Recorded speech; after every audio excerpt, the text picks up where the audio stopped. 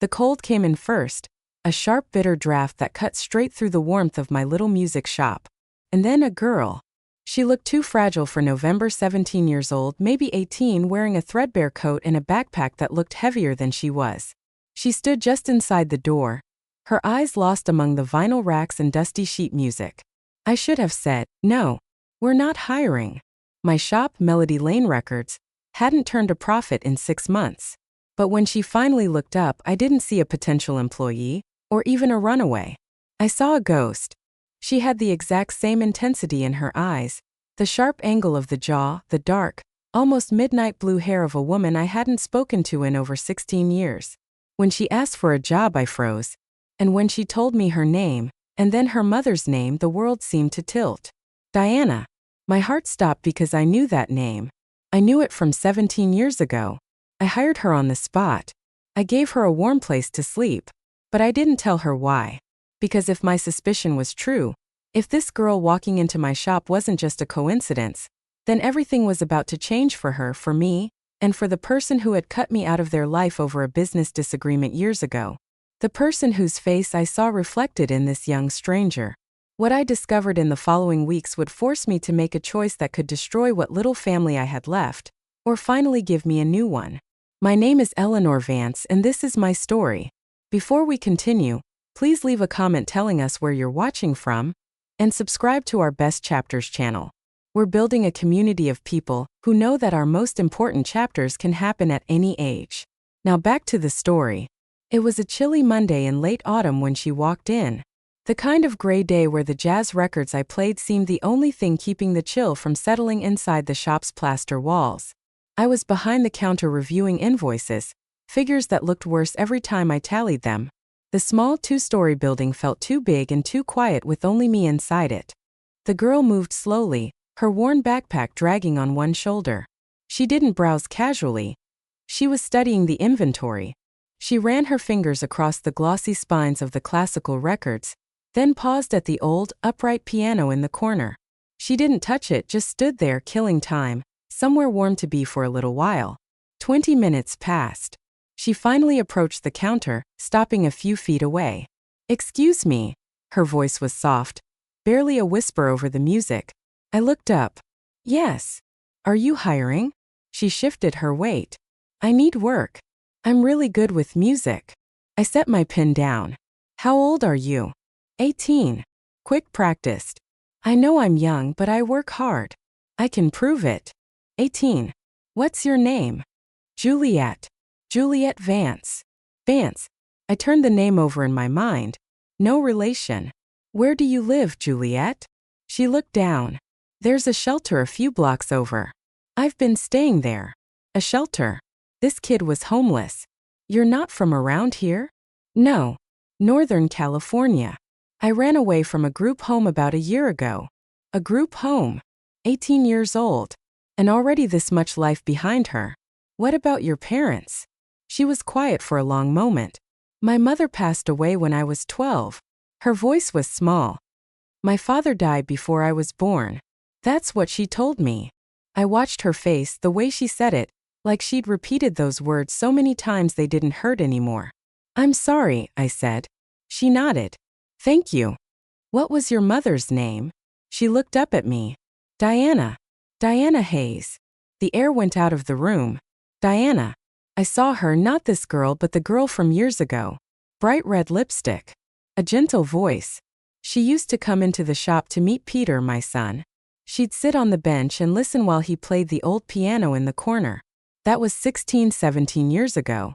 She came here all that spring and summer, then she stopped. I asked Peter about it once. He shrugged, said they broke up. Said she moved back to her hometown. He didn't seem bothered, just moved on. I never saw Diana again. Never knew what happened to her. Until now. This girl standing in front of me, Juliet Vance, 18 years old. Diana Hayes' daughter. The timeline fit. My stomach dropped. Could she be? I was jumping to conclusions. Diana had been Peter's girlfriend for one summer. Plenty of girls are named Juliet. Plenty of last names are Vance. But 18 years old, Diana's daughter, and that face. I needed to think. "Can I ask you something?" Juliet said. "Of course." Do you really have a job? Or were you just being nice? The hope in her voice, the fear underneath it. I made my decision. I have a job. You're hired if you want it. Her eyes went wide. Really? Can you start tomorrow at 9 o'clock? I came around the counter. There's a small apartment above the shop. It's not much, but it's warmer than the shelter. You can use the spare room until you find something permanent. I had to speak quickly. You'll work, and I'll pay you a small stipend once the accounts look better. But for now, that's payment enough. Juliet just stood there, shaking slightly. Her eyes filled up. Thank you, she said, her voice cracking. I won't let you down. I promise. I believe you. 9 o'clock tomorrow. She turned to go, stopped at the door. Why are you doing this? Because you asked, I said. And I have a lonely little shop that needs tending. She nodded and walked out into the cold. I sat back down, the old invoices spread out before me. The math was simple. Peter dated Diana 17 years ago. Juliet was 18 now. Could be coincidence or it could be something else. I didn't have proof, just a gut feeling and a familiar face. Tomorrow Juliet would come back. Tomorrow I could start asking the right, careful questions and see what I could learn. Juliet arrived at 8:45 the next morning. I was setting up the small window display when I saw her hurrying down the street. Same worn backpack, same nervous speed, like she was afraid I'd changed my mind. Good morning, I said, unlocking the door. Good morning. I'm not too early, am I? Not at all. Come on in. The lights flickered on, revealing the colorful chaos of the shop. I watched her eyes trace the lines of records on the shelves. Melody Lane records looked better in the morning light. Dust motes dancing in the sunbeams. Have you had breakfast? I asked. She hesitated. I'm fine. That meant no. There's a bagel shop 2 doors down. Go get yourself something warm. Tell Mrs. Rodriguez I sent you. She'll put it on my tab. I don't need to. You can't organize 8,000 vinyl records on an empty stomach. Go. I'll be here when you get back. She went. I used the time to prepare the small spare room upstairs. I cleared out the boxes of old inventory and moved the antique sewing machine Paul, my late husband, used to repair sleeves. The room was small with peeling wallpaper, but it was clean. I found a thick wool blanket and a fresh pillowcase. Juliet returned 15 minutes later with a coffee and a blueberry muffin. Thank you, she said softly. I'll pay you back when I get my first stipend. Don't worry about it. I spent the morning training her. How the records were organized: rock alphabetical by band, jazz by era, classical by composer. She learned fast, asked intelligent questions about the difference between a first pressing and a reissue, and wrote everything down in a small spiral notebook she pulled from her backpack. Do you get a lot of customers? She asked. Not like we used to. People stream everything now. And they download. They forget the pleasure of holding the music. That's sad, she said, running her hand along a shelf of old Motown albums. You can't get this feeling from a screen. The history. The weight. I liked her already. By lunchtime, I let her handle the register while I checked inventory in the back. I watched through the doorway. She was careful with customers, polite. She recommended a jazz compilation to a man looking for a gift. During a slow stretch in the afternoon, I found her sitting on the floor in the classical section, her notebook open. She was writing something, crossing it out, then starting again. What are you working on? I asked. She looked up, startled. Nothing. Just. She closed the notebook. Lyrics, I guess. Songs. You write music? Sort of. It's stupid. It's not stupid. She shrugged. Music was kind of my friend when things got bad at home. The way it just held things. I pulled up a sturdy milk crate and sat near her. What happened at home, Juliet? She was quiet for a long time, picking at the edge of the notebook. My mom had problems, she finally said. Mostly alcohol. Started after I was born. I don't really remember a time before it. I'm sorry. I took care of her, she continued, her voice flat. When I was old enough, maybe 10, I'd find her asleep in the living room. I got good at hiding bottles and making excuses for why we missed appointments. That's a lot for a kid to handle. I didn't have a choice. She looked up, her eyes clear and unwavering. I found her when she died. I was 12. I came home from school and she was just gone. She'd slipped in the shower. I called 911, but she was already gone. My chest tightened. Juliet, it's okay. It was 6 years ago, she said, closing the notebook firmly. After that, it was my aunt who didn't want me, and then the group home. That place was cold. They didn't care about us. We were just numbers. Files. So you left? Yeah.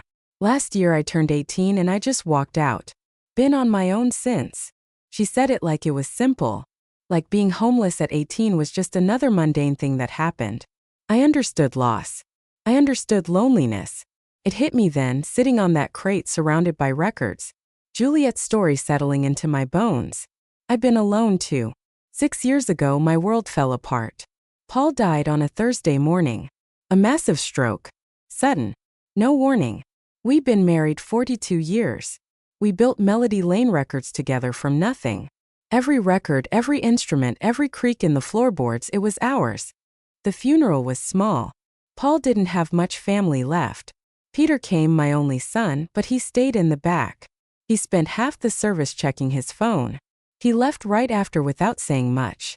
I spent 6 months in a fog, running the shop because I didn't know what else to do. The apartment upstairs felt too big. The silence pressed down on everything. Then Peter showed up one afternoon. He had a plan. A tech startup based on personalized digital soundscapes. He needed $400,000 to get started. He wanted me to sell the shop. Think about it, Mom, he'd said. This place barely breaks even. You're working yourself to death for what? Dad's gone. You don't need to keep doing this.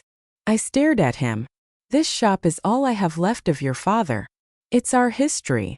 It's an old building, Mom. It's inventory. Dad wouldn't want you struggling. I'm not selling. His face changed. Got hard. You're choosing Dusty Records over helping your own son's future. I get it, Eleanor. Forget it. He grabbed his coat. Don't expect me to be around to watch you struggle. I'm done. He left. Didn't call. Didn't visit. 6 years of silence. I lost Paul. Then I lost Peter by his own choice. I ended up completely alone, just like Juliet. We both lost the people we loved. Both ended up with nobody. I looked at her sitting there on the floor. This kid who'd survived things she shouldn't have had to survive. And I saw the timeline clear as day. Peter and Diana dated 17 years ago. Juliet was 18 now, born after Diana left. Could be nothing. Or it could be everything. I needed proof. Real proof before I did anything that couldn't be undone. That night, after Juliet went to sleep in the spare room upstairs, I sat at the computer downstairs. I searched for DNA testing kits. I found a company that did ancestry matching and ordered 2 kits. They arrived 3 days later. Juliet was restocking the pop section when I brought them downstairs. Hey, I said. I got something kind of random. She turned around. What's that? I held up the boxes. Ancestry DNA kits. I watched a documentary about genealogy a few weeks ago. Got me curious about my family tree. I ordered 2 by accident. Want to try it with me? She looked at the box. Really? Could be fun. See where our families came from. I don't know much about mine. Just my mom. That's okay. It might show you something interesting. Sure, why not? We opened the kits at the counter. Read the instructions together. Swab your cheek, seal the tube, mail it back. Juliet did hers first. I watched her cap the tube. That's it, she asked. That's it. I did mine. We packaged them up, walked to the nearby post office together, and dropped them in the mail slot. How long does it take? Juliet asked. 3 weeks, maybe 4. That's a long time. Good things take time, I said. She smiled. The first real relaxed smile I'd seen from her. 3 weeks until I'd know for sure. 3 weeks until I'd have proof. And then I'd figure out what to do about Peter. The waiting started the very next morning. Juliet showed up at 8:30 with 2 large mugs of coffee from Mrs. Rodriguez's shop. She set one on the counter in front of me. Thought I'd return the favor, she said. It became our routine. Morning coffee. Her behind the register while I unpacked new inventory or filed invoices. Lunch shared in the small, dusty back office. Her asking questions about the musicians I'd loved in my younger days. me learning bits and pieces about who she was. The first week passed slow. Each day I watched her, looking for more signs, more proof beyond a familiar face and a timeline that fit. She worked hard, never complained, never showed up late. She was meticulous with the old records, treating each one with a reverence only a true music lover could understand. On Thursday, I found her sitting on the floor in the classical section during her break, the same spot she'd been that first day. She had a pair of old wired headphones on. "Find something good?" I asked. She held up the vinyl sleeve. Miles Davis. Kind of blue. She pulled one headphone off. "My mom used to play music like this. Smooth jazz. When I was little, before things got bad." I sat down on the milk crate. What was she like before? Juliet's face softened. She was good. Really good. She'd make up lyrics for me, funny little songs about the neighbors when she did the dishes. She loved music almost as much as I do. Almost. A small smile. I might love it more. What changed? I mean, what started the trouble? Juliet closed the record sleeve, ran her finger along the edge. I think she was always sad. My whole life probably. Her parents kicked her out when she got pregnant. She was 21. She tried to make it work, but I don't think she ever stopped being heartbroken about losing her family. 21. Same age Diana was when Peter dated her. The drinking started when you were young? Yeah. I remember being maybe 5 or 6, finding bottles hidden in the laundry hamper, not knowing what they were. She paused. By the time I was 10, I was the one taking care of her. That's why I got good at hiding things. That's too much for a kid. I didn't have a choice. She opened the album sleeve again, staring at the liner notes without reading. But there were good days. Days when she'd be clean for a week, sometimes 2. She'd take me to the local music store. We'd listen to CDs. She had this old battered songbook. Torn cover, pages falling out. She gave it to me right before things got really bad. Told me to keep it safe. "Do you still have it?" She nodded, reached into her backpack, and pulled out a small leather-bound notebook. The cover was scarred, held together with heavy brown packing tape. The pages were yellowed and bent. "I carried it with me everywhere," she whispered. "On the streets, in the shelters. It's the only thing I have from her." She handed it to me carefully. I opened it. Inside the front cover, written in faded black ink, "For my Juliet. Always remember the melody. Love finds a way. Mom." My throat tightened. "This is beautiful." Juliet took the book back, holding it close. Sometimes I read it and try to remember her voice. The way she'd sing the songs she wrote. Make them sound like hope. "Is that why you write now? To remember her?" "Kind of," she admitted, putting the notebook away. "I write the version of her I wish I'd had. The mom who stayed clean. Who took care of me instead of the other way around. It's silly." "It's not silly. It's survival." She looked at me. "That's exactly what it is." The second week, Juliet suggested we reorganize the world music section. "It's placed in the back corner now," she said. "But world music and folk are really popular with the university crowd. If we move it to the front window, more people might come in." She was right. We spent 2 days rearranging. She made little handwritten signs, recommendations for different cultures and genres. Within 3 days, we'd sold more international albums than we had all month. "You're good at this," I told her. She shrugged. "I just know what I would have wanted when I was younger. A place that felt like it was for me." On Wednesday of that week, a woman came in looking for a recommendation for a new singer. Juliet suggested a young indie artist, explaining why her voice and themes would resonate. The woman bought 2 CDs and asked if we hosted listening parties. "Not currently," I said. After she left, Juliet turned to me. Could we? Could we host a listening club? Once a month. Maybe we could use the space in the back office. You want to run it? I could try. Let's do it." Her whole face lit up. "Really? Really?" She threw herself into the planning, made flyers, posted them around the neighborhood. By Friday, 7 people had signed up. I watched her with customers that week. She had a way with people, made them feel seen. An older lady came in looking for a gift for her grandson.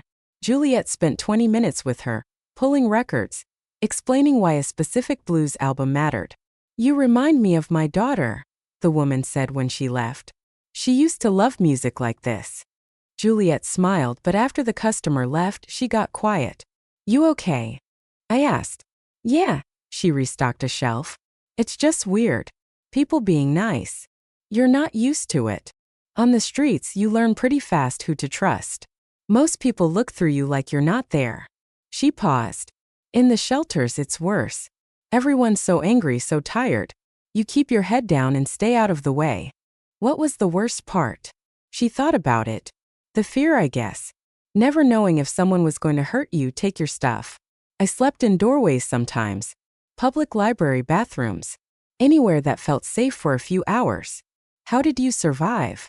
I was careful. Stayed in public places during the day. Avoided certain streets at night. She looked at me. I got lucky mostly. Could have been a lot worse. The third week, Juliet asked me something I wasn't expecting. Why are you doing this? We were closing up, counting the register. Doing what? Helping me. Letting me stay here. You don't know me.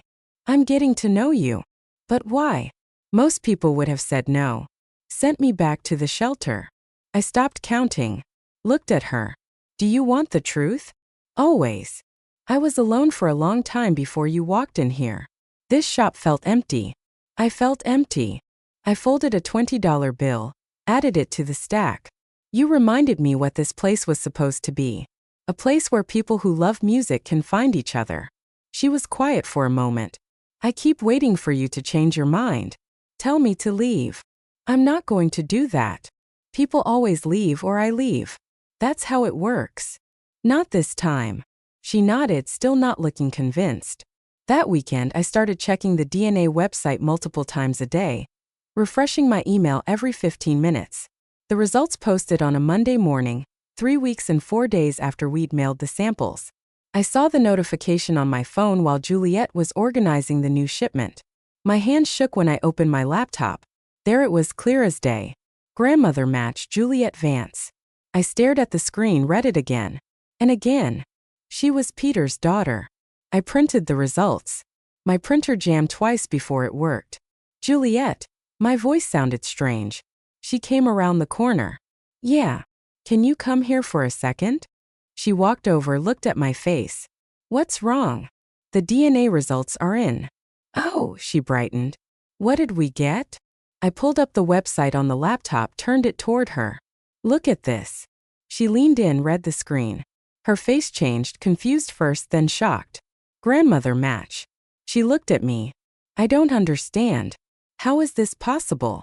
I took a breath. I have a son. His name is Peter. He's 43. 17 years ago, he dated your mother, Diana Hayes. That summer, she used to come here to meet him.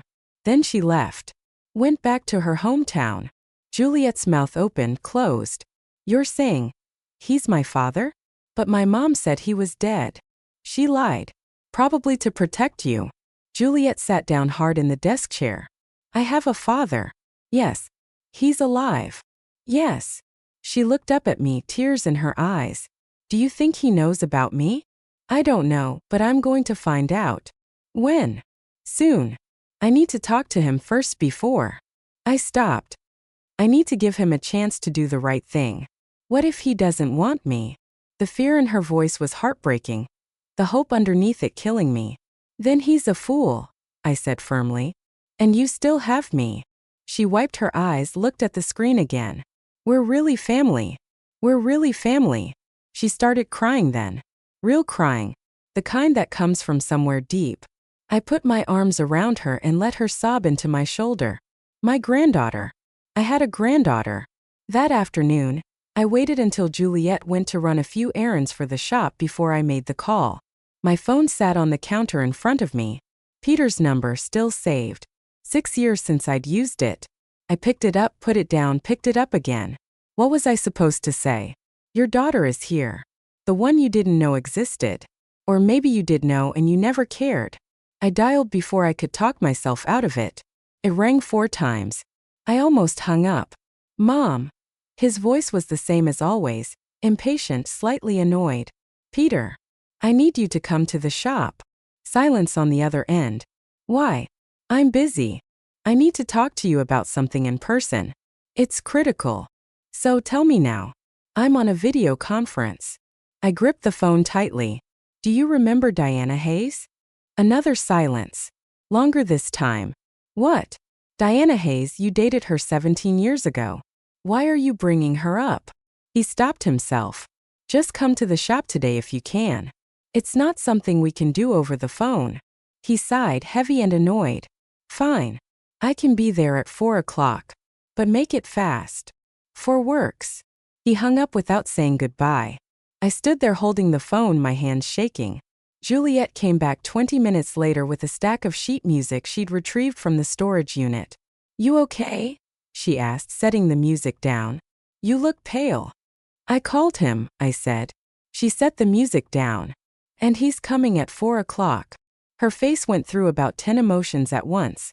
Hope, fear, excitement, dread. Should I be here? She asked. Maybe stay upstairs? Let you talk to him first. What if he's happy? She rushed on, the hope in her voice like a physical blow. What if he wants to meet me? Let's just see what he says. Stay upstairs, Juliet. Let me handle the initial shock.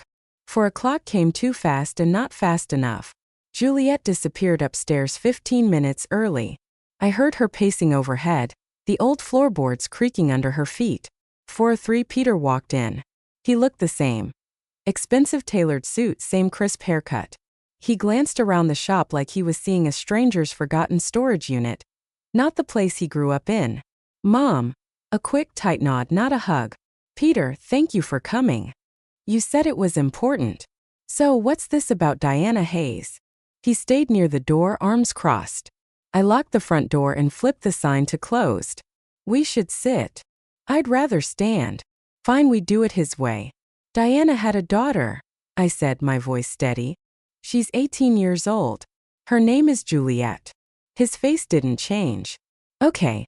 And she's your daughter, Peter. His face finally changed. A flash of irritation quickly masked. That's not possible. Absolutely not. It is possible. It's true. Diana and you broke up. She left.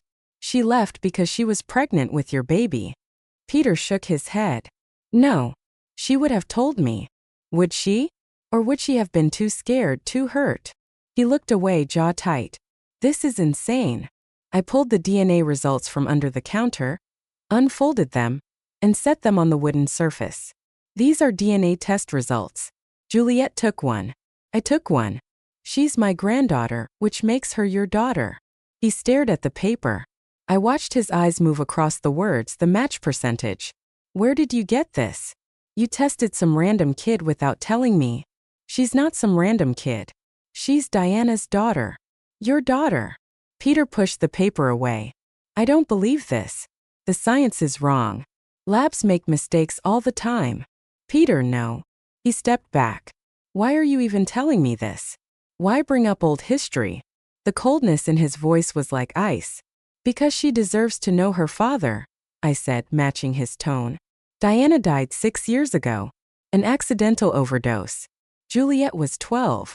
She's been in foster care in a group home. She ran away last year. She's been homeless. Nothing. No reaction at all. She's 18 years old, Peter. I continued, pushing him. And she's been through hell. The least you can do is meet her. I don't want to be a father, he said, flat and simple, like stating the obvious. My stomach turned. What? I never wanted kids, Mom. I made that clear back then. I told Diana that. When she started talking about the future, I told her I wasn't interested. That's probably why she left. He said it like it was a reasonable business transaction. So you knew, I whispered. You knew she was pregnant. Yeah. She told me. I told her I didn't want anything to do with it. I was clear about that. That's why she left before I had to deal with it. Deal with it. Like Juliet was an inconvenience. She's a person, Peter. A kid. Your kid. I have my own life. I'm building a multi-million-dollar venture. I'm not doing this. He crossed his arms. You won't even meet her? She's right here in this building working for me. His eyes flicked toward the stairs, then back to me. I don't care. Find someone else to guilt trip, Mom. I'm not interested in playing happy family in this dusty old shop. This isn't about playing anything. This is about a girl who deserves. What? A father who doesn't want her? That'll be great for everyone. He grabbed his keys from his pocket. Don't contact me about this again. He unlocked the door, walked out, and slammed the door shut behind him. He didn't look back. I stood there in the empty shop, the DNA results still on the counter, the silence pressing down. That was it. That was my son.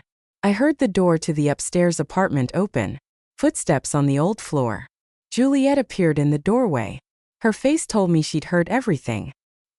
He doesn't want me, she said. Not a question. Just a statement of fact. Juliet, it's not okay. It's okay. She wiped her eyes fast. I figured. It's not okay. He should want you. He should have. It's fine, her voice cracked. I'm used to it. I came around the counter, pulled her into a hug. She cried quietly, the kind of quiet, deep crying you do when you're trying not to bother anyone. I'm sorry, I said. I'm so sorry. You tried. She muffled against my shoulder. That's more than most people would do. He's wrong, honey. You know that, right? This isn't about you. It's about him being selfish and cruel. She nodded against my shoulder. My mom was right. She told me he was dead. She was protecting me. She loved you. I know. We stood there for a long time, the shop quiet around us, the late afternoon light fading. Finally, Juliet pulled back, wiped her face, and steadied herself. So what now? She asked. Now you stay here with me, I said, holding her shoulders. This is your home. You don't have to. I want to. You're my granddaughter. You're my family. Peter doesn't get to decide that. What if he changes his mind? Then we'll deal with it, but I'm not holding my breath. She nodded, tried to manage a small wobbly smile. Can I ask you something? Anything. Do you think something's wrong with me? Like, why doesn't he want me? My heart broke. There's nothing wrong with you. Not one single thing. He's broken, not you. Are you sure? I've never been more sure of anything. She hugged me again, tighter this time. Thank you, she whispered, for trying, for caring. You don't have to thank me. I do though. We stayed like that until the light outside turned purple. The next morning, we moved Juliet's things upstairs into the spare room. She didn't have much. The worn backpack, the leather songbook, 3 changes of clothes, and a toothbrush still in its package from the shelter. That's it. I asked. She shrugged. Easier to run when you don't have stuff weighing you down. You're not running anymore, I stated. She looked at me and nodded. I showed her the spare room, which had been Paul's old storage area. I'd cleared it out and put fresh sheets on the bed. This is mine, she asked. All yours. She set her backpack on the bed and ran her hand along the edge of the quilt. I haven't had my own room since I was 12. Well, you have one now. That night, I heard her moving around at 3 o'clock in the morning. I found her standing in the kitchen, pouring herself water. Can't sleep? I asked gently. Not used to it being quiet. Or warm. She drank the water slowly. At the shelter there's always noise. People yelling, doors slamming. You'll get used to it. Yeah. She smiled faintly. Thank you for this. For everything. Your family. This is where you belong. Within a week, she enrolled in night classes to finish her high school equivalency diploma. She worked the shop during the day, studied at the counter between customers, and managed both without complaining. Never late, never asking for anything. You're allowed to take breaks, I told her once. I'm fine, she insisted. I like being busy. The months moved fast. Her first listening club meeting brought in 8 people. By the 3rd month we had 18 regulars. Juliet led the discussions like she'd been doing it for years. She asked questions that made people think deeply about the music, making everyone feel heard. The shop started bringing in more money. Not a lot, but enough that I could pay Juliet a real fair wage, not just room and board. You don't have to, she said when I handed her the first proper check. Yes, I do. You work. You get paid. She stared at the check, a look of profound disbelief on her face. Spring turned to summer. Summer to fall. Juliet turned 19 in November. I made her a cake. lemon with buttercream frosting. She cried when she saw it. No one's made me a cake since I was 11, she said. We ate it in the kitchen upstairs, just the two of us. 2 weeks later, she walked across the stage and got her diploma. I sat in the audience with a dozen other families and watched her receive that piece of paper. She found me after the ceremony, hugging me hard. I didn't think I'd ever finish, she said. I knew you would. That winter, I found her leather notebook on the counter. She'd left it there while restocking. I shouldn't have looked, but I did. The pages were filled with lyrics, some crossed out, some finished. Her handwriting small and careful. The songs were good, really good, raw and honest about a girl surviving things she shouldn't have to survive, turning pain into melody. You read it, Juliet said behind me. I turned. I'm sorry. I shouldn't have. It's okay. She took the notebook back. They're not very good. They're excellent. She looked doubtful. I mean it, I insisted. I've been listening to music for 70 years. I know good writing when I hear it. She bit her lip. You think I could write a song for real? A proper song? Yes. Really. Really. Really. She started writing seriously after that. Every night after the shop closed, weekends, early mornings before we opened. At 21, she finished her first complete collection of songs and lyrics, calling it The Quiet Melody. I don't know if it's any good, she said, giving me the typed manuscript. But I finished it. I read it that night. All of it. I couldn't stop. When I finished, I went to her room and knocked. She opened it, saw my face. It's bad, isn't it? She asked, her voice tight. It's honest. It's beautiful. My voice cracked. Juliet, this is truly beautiful. She started crying again. You mean it? Every word. We spent the next year learning how to shop the material around.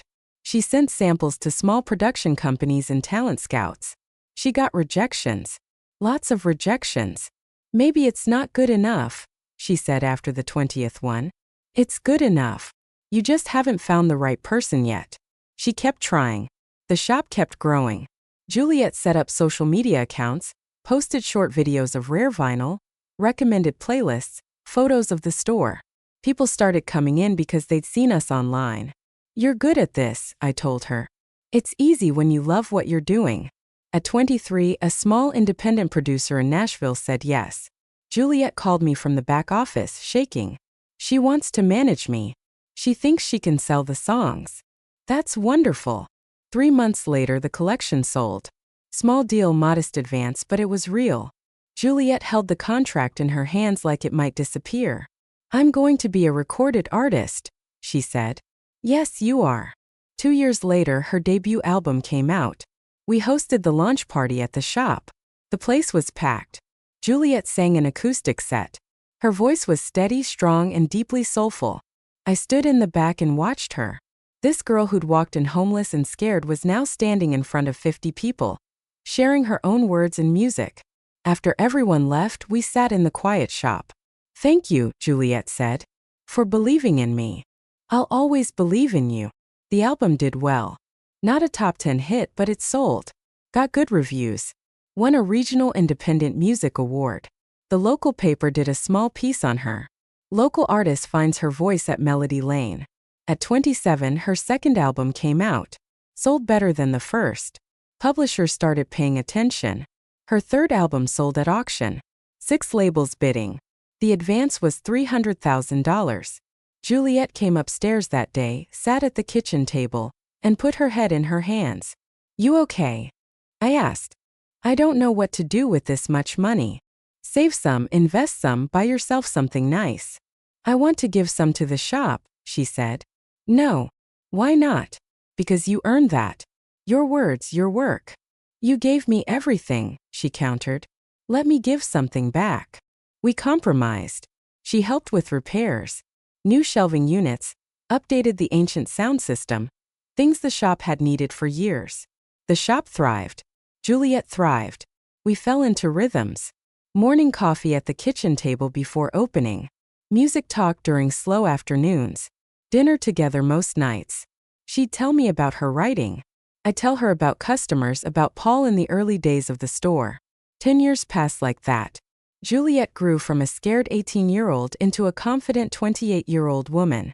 She was kind, talented, strong in ways that still surprised me. But sometimes I'd catch her staring out the window, a look on her face I recognized. "What are you thinking about?" I asked once. "Nothing. Juliet." She sighed. "Do you think he ever thinks about me?" "Peter." Always Peter in the background. "I don't know. I wonder what it would be like having a father." "You don't need him." "I know, but sometimes I." She trailed off. "Never mind. You're allowed to want that. It's human." She never brought it up again. But I knew it was there. That quiet ache for something she'd never had. We'd built something good together, something real. But part of her still carried that wound. The father who didn't want her. I hoped time would heal it. I was wrong. Things stayed quiet for a few months after that conversation. Juliet kept writing and recording. The shop kept thriving. We had our morning coffee, our evening talks, our life together. I stopped worrying about Peter. He'd made his choice 10 years ago. As far as I knew, he'd forgotten we existed. I should have known better. One morning, Juliet came down to breakfast with her phone in her hand and a wide smile on her face. "Look at this," she said, scrolling rapidly. "Someone from that big Indie Music Today blog interviewed me last month. I forgot it was coming out today." I took the phone, read the headline. From homeless teen to chart topper, Juliet Vance's unbreakable journey. There was a beautiful photo of Juliet in the shop, surrounded by records and smiling. The article told her whole story. Diana, the struggle finding her mother dead, the group home, running away, a year on the streets, then finding Melody Lane records and finding me. It mentioned the $300,000 advance, her rising career, and how she'd been raised by her grandmother, Eleanor Vance. "This is good," I said, but my stomach tightened. "They want to feature me on a national podcast next month," Juliet said. "Isn't that crazy?" "That's wonderful." She took her phone back, scrolling through comments, people congratulating her, saying her story inspired them. I drank my coffee, trying to ignore the sinking feeling in my gut. The message came 2 days later. Juliet was organizing the new shipment when her phone buzzed. She pulled it out, stared at the screen. Her face went pale. "What is it?" I asked, walking over. She didn't answer, just kept staring. "Juliet." He messaged me. Her voice was barely a whisper. "Who?" "Peter." "My father." My blood ran cold. "What?" She held up the phone. I read the message. "Hi, Juliet. I'm Peter Vance. I'm your father. Your grandmother told me about you a few years ago, and I wasn't ready then. I was wrong. I've regretted it every day since. I'd like to meet you if you're willing. I'm so sorry." I handed the phone back. "Don't answer that." "What?" "Don't answer it. Block him." "Why would I block him?" Her face changed instantly. "You don't know that he hasn't changed." "Yes, I do. He saw that article. He saw you're successful. He's interested now. Maybe he's genuinely changed. People like Peter don't change. You don't know him anymore. It's been 10 years. I know him better than anyone." Juliet put her phone in her pocket. "People deserve second chances." "Not him." "Why? Because he hurt you? Or because he didn't want me?" "Both." "Well, maybe I want to give him a chance anyway." We stared at each other. The first real fight we'd ever had. "If you do this," I said, my voice low, "he's going to hurt you. Or maybe he's genuinely sorry. Maybe he wants to be in my life. He abandoned you before you were born. And maybe he regrets it." The message says he regrets it. Words are easy, Juliet. "So, I shouldn't believe anyone who apologizes?" "You shouldn't believe him." She turned away. "I'm going to answer him." "Don't. It's my choice." She walked upstairs to her room and closed the door. I stood there in the shop, surrounded by records about heartbreak and triumph. This was going to end badly. I knew it in my bones. The first coffee meeting happened 3 days later. Juliet came home glowing. "He was so nice," she said. "He apologized for everything. Said he was young and scared. That he's thought about me for years." "What else did he say?" "He asked about my music. About the new album. He seemed really proud." "Of course he did." "Are you going to see him again?" He asked if we could meet next week. Is that okay? You don't need my permission. I know, but I don't want you to be upset. I'm not upset. I was terrified. I just want you to be careful. I will be. The meetings became regular. Once a week, then twice. Coffee turned into dinner. Dinner turned into lunch on weekends. Juliet texted me updates. He's so funny. He told me about his startup ideas. He asked to see my songbook. I watched from a distance, waited for the other shoe to drop. After a month, Peter started showing up at the shop. Always when I wasn't there. Juliet would mention it later. Dad stopped by today. Dad. She was calling him Dad now. What did he want? Just to say hi. He bought a record. One of mine. How nice. You don't like him being around. I don't trust him. You don't trust anyone. That's not true. You've been alone for so long. You forgot what it's like to let people in. That stung deep. I let you in. Because you had to. I needed help. That's not why. Then why don't you want me to have a father?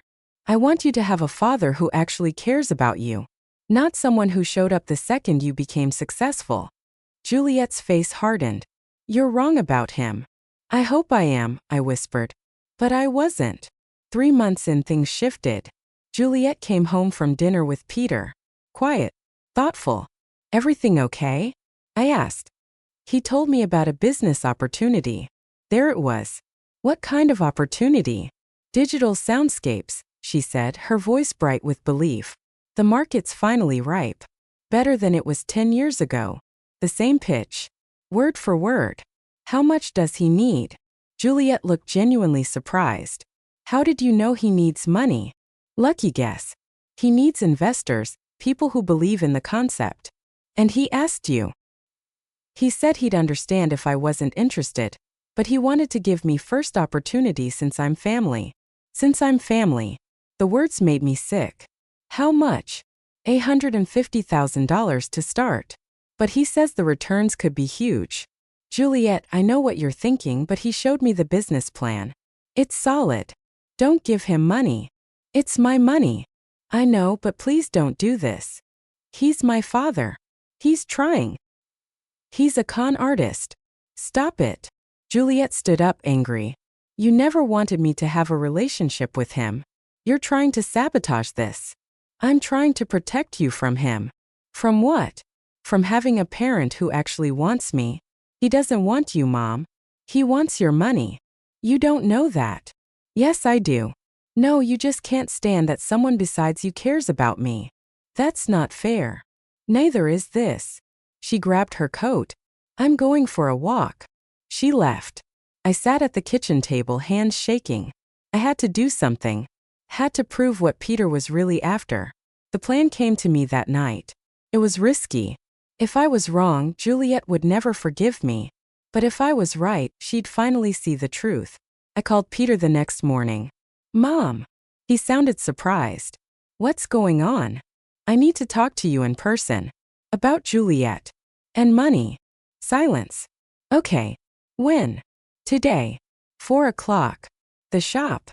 I'll be there. I hung up. I texted Juliet. I need you to trust me. Come to the shop at 4:15. Don't come inside. Wait in the back alley and listen. Please. She texted back an hour later. What's this about? Please just do this one thing for me. Fine. At 3:45 I closed the shop early, locked the front door. Peter arrived at 4:03. I let him in, locked the door behind him. What's this about? He asked, impatient. Sit down. He sat at one of the small listening tables, looking around the shop like he was appraising the dust. I've been thinking, I said, about what you said 10 years ago. About selling this place. His eyes sharpened instantly. Okay. You're ready. Maybe. You were right. I'm getting older. This is too much work. The property's worth a lot more now. $550,000 at least. I watched his face, saw the calculation happening behind his eyes. That's good, Mom, he said carefully. I'll sell it, I said.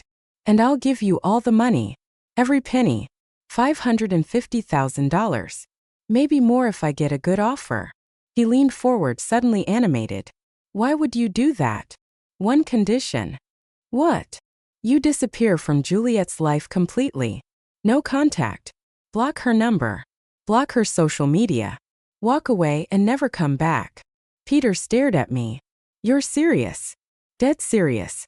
The money's yours if you leave her alone. She's an adult. She can make her own choices. Then make yours. The shop or your daughter? He was quiet for maybe 7 seconds. An agonizing, profound silence. Deal, he said finally. My heart sank. I'd hoped I was wrong. When do I get the money? He asked. I need time to list the property. Few months. How do I know you'll actually do it? How do I know you'll actually sell? He smiled, cold and reptilian. I guess we trust each other. I guess so. I paused out of morbid curiosity. Why the yes, Peter? Why not fight me on this? Why not pretend you care? He shrugged, leaning back in the chair. Be realistic, Mom. She'll get over it. She got this far without me. She doesn't really need a father. She wanted one, though. Sure, but that's not my problem. And honestly, he looked around dismissively. She's got her music. Her writing. That'll keep her busy. Kids don't need as much as people think. That's your daughter you're talking about. That's $550,000 you're offering. Behind him, the back office door creaked open. Juliet stepped out. Her face was wet with tears, but her eyes were clear, focused on Peter. He turned, saw her, and his expression didn't change much, just a slight tightening around his mouth. Hey, Jules, he started, using the nickname he'd learned from me. Don't, she said, her voice steady and steel. Don't call me that. Look, this isn't. This is exactly what it looks like. She walked closer, her hand clutching the old songbook. You were using me. I wasn't. You were waiting for me to give you money the whole time. Every coffee, every dinner, you were just waiting. That's not true. Yes, it is. You said it yourself. I don't really need a father. Peter stood up quickly. She set this up. She manipulated this whole conversation, Juliet. You shouldn't listen to her. She was right about you the whole time, Juliet cut across him. And I didn't believe her. Juliet, come on. You're smarter than this. Yeah, I am. She crossed her arms. Get out. There's no shop money, is there? Peter looked at me, realizing he'd been tricked. No, I said. His face went hard, twisting into pure spite. This is ridiculous. I never wanted a kid then, and I don't need this drama now. He grabbed his jacket. You two deserve each other. Stuck in this pathetic old music shop playing Happy Family. He walked to the door, unlocked it, and slammed it behind him. Juliet stood there, shaking. I went to her, put my arms around her. She collapsed, sobbing into my shoulder. I'm sorry, I whispered. I'm so sorry you had to hear that. You were right, she cried. You were right about everything. I wish I'd been wrong. I know, honey. I know. I'm so stupid. You're not stupid. You wanted a father. That's human. He never cared. No, he didn't. We stood there in the shop, just the two of us. The only family either of us needed. Thank you, Juliet said finally, pulling back and wiping her eyes. For what? For saving me from making a huge mistake. That's what family does. A year passed. We didn't hear from Peter. Not a word. Juliet blocked his number, blocked his social media. He was gone from our lives like he'd never been there at all. Good riddance. Juliet's third album hit the charts in the spring. Not just the small ones, the big ones. Billboard, Rolling Stone. Her face was on display in music stores across the country. We celebrated with takeout Chinese food in the apartment. Just the two of us. The way we liked it. This is insane, Juliet said, scrolling through her phone. People are actually listening to my music. Of course they are. It's brilliant. She smiled. Set the phone down. I'm working on something new. Another album. And a book. A memoir. A memoir. About us. About the shop. About finding family when you least expected it. My throat tightened. If that's okay with you, she added quickly. More than okay. That summer she started therapy twice a week. Working through the abandonment, the rejection, all the years of hurt. It helps, she told me once, talking about it. Good. That's good. Melody Lane Records kept thriving. We hosted more events, listening parties, local artist showcases. Young musicians started showing up, kids who'd aged out of foster care, teenagers who reminded me of Juliet at 18. She mentored them, sat with them by the old piano, listened to their songs, told them they had talent, gave them hope. "You're good at this," I told her. "I remember what it felt like having no one believe in you." At 79, I was still running the shop. My hair had gone completely silver. My hands ached in the mornings, but I showed up every day, opened the doors, made the coffee. Juliet had moved into her own apartment a few blocks away. She decorated it with records and framed platinum albums on the walls, but she came to the shop every morning. We still had our coffee together, still talked about music, still lived the rhythms we built over 12 years. Her fourth album came out in the fall. I opened the lyric booklet to the dedication page.